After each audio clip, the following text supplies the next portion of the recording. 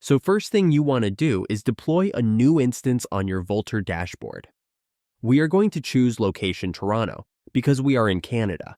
Then you are going to choose to deploy a marketplace app. And you are going to search for the full stack LAMP, Linux, Apache, MySQL, PHP. Select that one.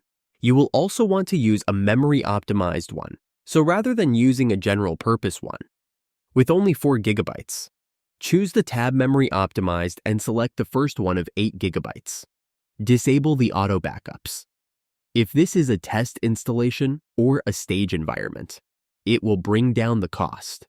Label your virtual server as Moodle, or as per your requirements. Hit the Deploy Now button, and now wait while the installation takes place. Meanwhile, let's go to the official Moodle download site. Now we are on their official website, download.moodle.org. And we want to obtain the Git version of Moodle via our SSH connection, so click on Obtaining Moodle via Git. This will take you to the instructions on how to get Moodle from the repository itself. Let's go to GitHub and get the tar file link. We are going to need it once our LAMP server is ready.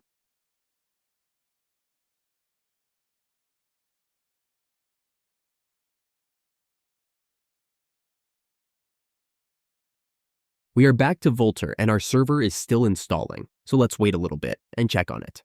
For that, click on the View Console icon at Vultr, and you can see the progress. It takes around 2 minutes.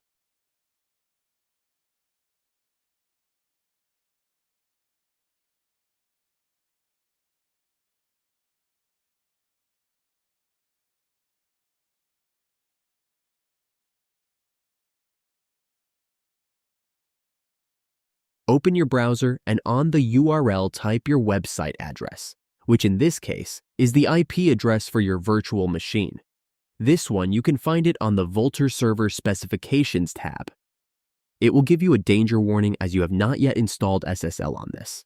Just hit Advanced and continue. Open your desired choice of SSH terminal.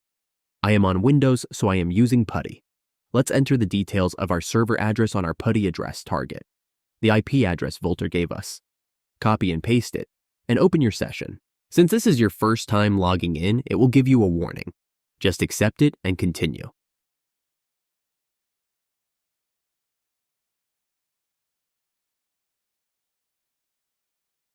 Login as root user. Use the password Vultr provided you. Now you are in.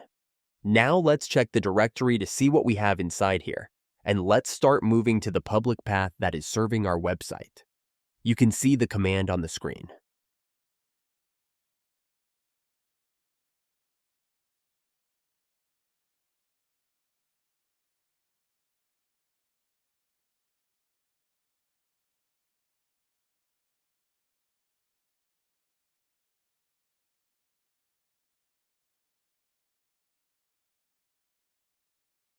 Now let's go back to GitHub. We will now execute the command to get the repository on a tar file. This on our public path.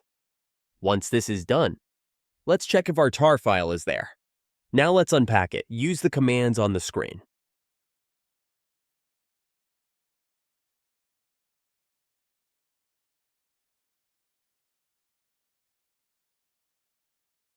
After it's extracted, we'll move it into the right directory and set the proper permissions to make sure Apache can serve it properly.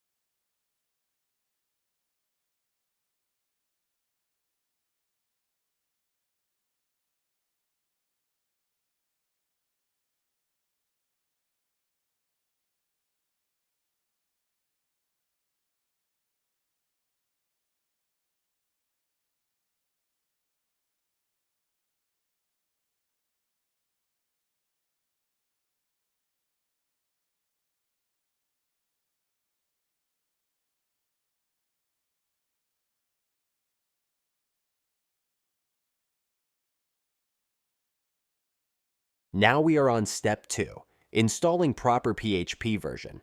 In this case, I went with the reliable PHP 7.4 and required extensions. Next, Moodle doesn't play nice with PHP 8. So what we need to do is install PHP 7.4. I'll also install all the extensions that Moodle requires. Once you've got those installed, we're ready to configure everything.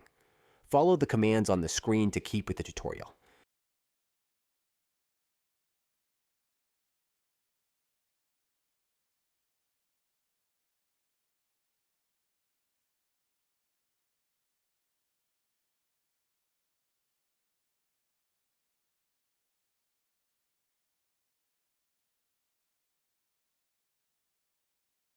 Step 3. Disabling PHP 8.2 and enabling PHP 7.4.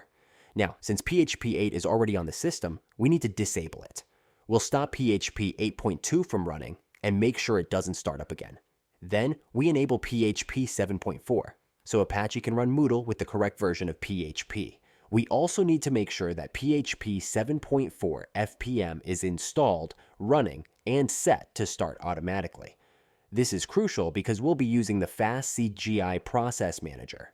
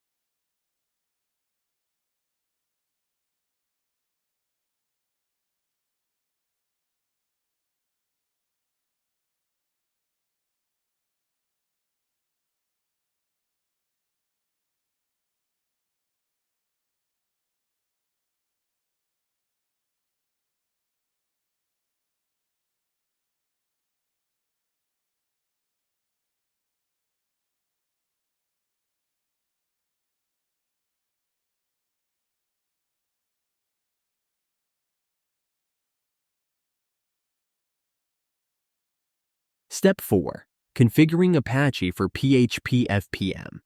Okay, so now that we got PHP 7.4 up and running, let's configure Apache.